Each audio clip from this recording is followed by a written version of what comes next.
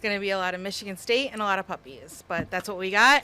Good afternoon, everyone. My name's Crystal Holloman, a digital reporter here at News 10, and I am joined by Joey Ellis, and we're going to be talking a lot of Michigan State. As you can see, campus behind me here, a lot going on before Certainly. you guys got in. Yeah, so to say the least. we can start out really with what came out first, which is a couple of Spartan basketball players announcing their return to East Lansing.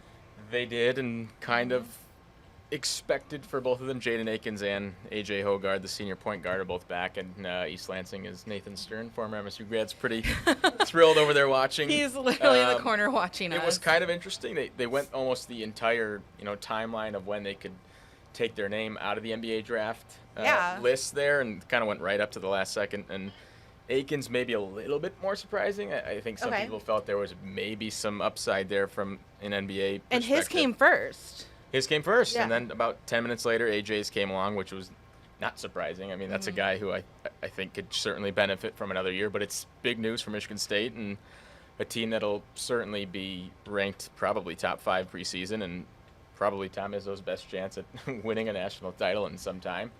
Probably the most talented team he's had in some time.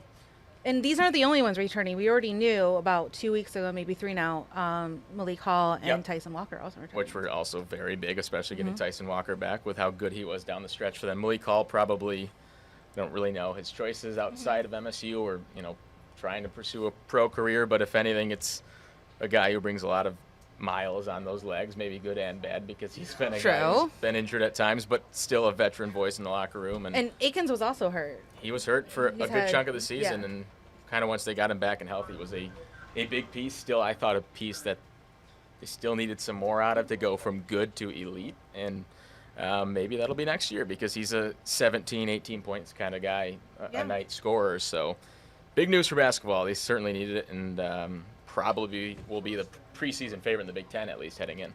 And they both kind of indicated some pre-NBA draft movements before all this happened. What do you think happened with that? Well, neither of them earned NBA Combine invites, which not everybody does. It's a pretty small list, but that kind of, plays a role in that fact that if you're not even getting an invite to the Combine, you kind of see where you maybe shake out in terms of potentially getting drafted. But if anything, I think both of those guys went in there and just, sought some NBA advice from scouts and whatnot to, hey, here's what you have to work on and improve on, which is invaluable because you can pull your name out as they've done. So they kind of figured what they have to work on, and we'll see if, that comes to fruition this season. All right. Well, the other news that came out of MSU today is additional times for Michigan State football games announced. And here is what we have after I get all of this other stuff off really quick. We've got, actually, I'm going to take this off too. A couple of games with networks, including the Central Michigan game, which will be on a Friday night.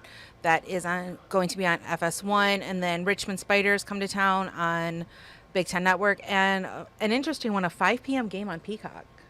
That is interesting, and I still don't really understand the streaming. Peacock's not, and don't knock streaming. That's what we're doing. Well, I know, but I don't. That's not on our air. It is on Peacock, or is it a separate? It's a separate subscription, though. This Washington will be on Peacock, but also games that are locally on WILX. Yes. Okay. So it's just an interesting kick time.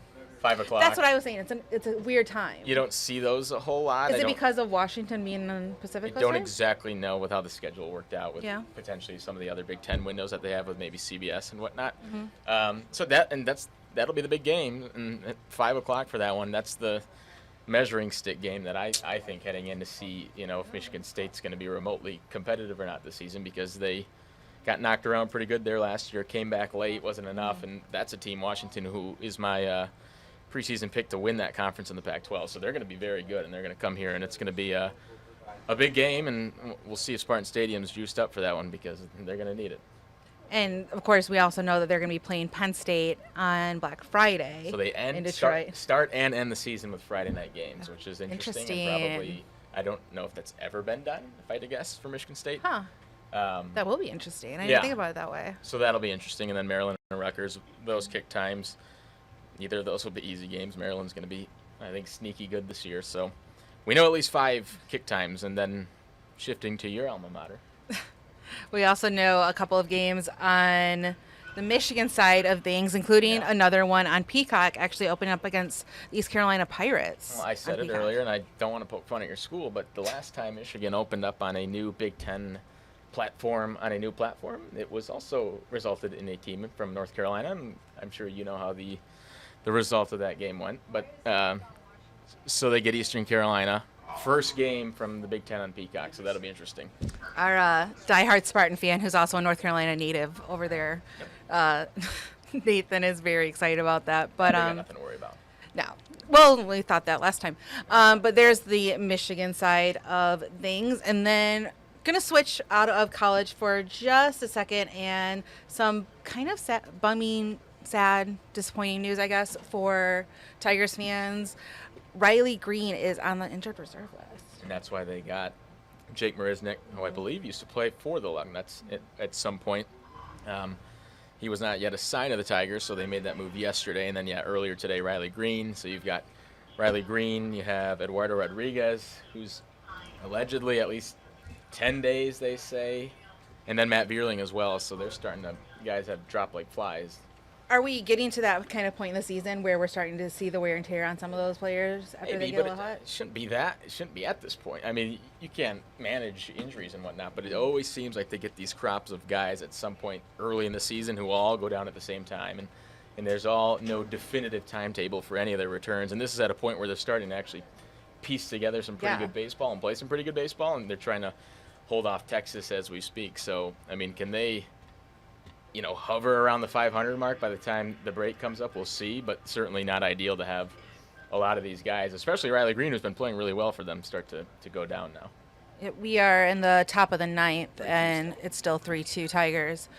They need one. They need a win for sure. But if you need some cheering up, Tigers fans, how about you meet Spencer Torkelson's dog, Coco? You didn't see this? This was yesterday, actually.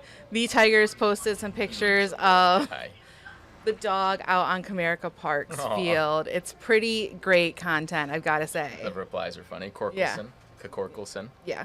It's pretty great, though. You can't have enough dog content. Yeah, we got some dog days of summer coming up still with the Lugnuts, and of course. What kind of dog is that? Do we know?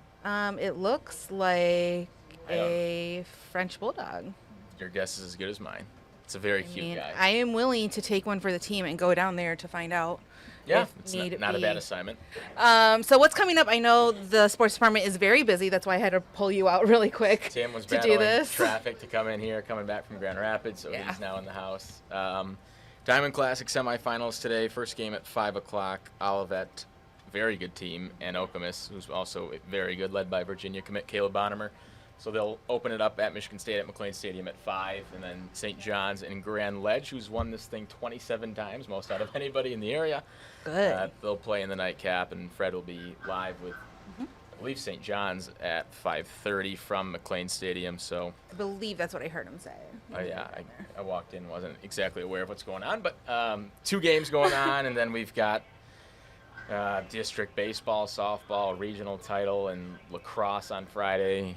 Couple days from now, so a lot going on, but those are the 2 big things tonight at MSU if you want to check out some pretty good baseball. All right, well, that's what we got. We'll be back again tomorrow. Let me take that back off. We'll be back again tomorrow with more sports takers on screen. Of course, you can always see all those high stories that we covered on sunscreen and pool safety and outdoor safety, all on WILX.com and all of our streaming platforms. But other than that, thanks for watching, guys.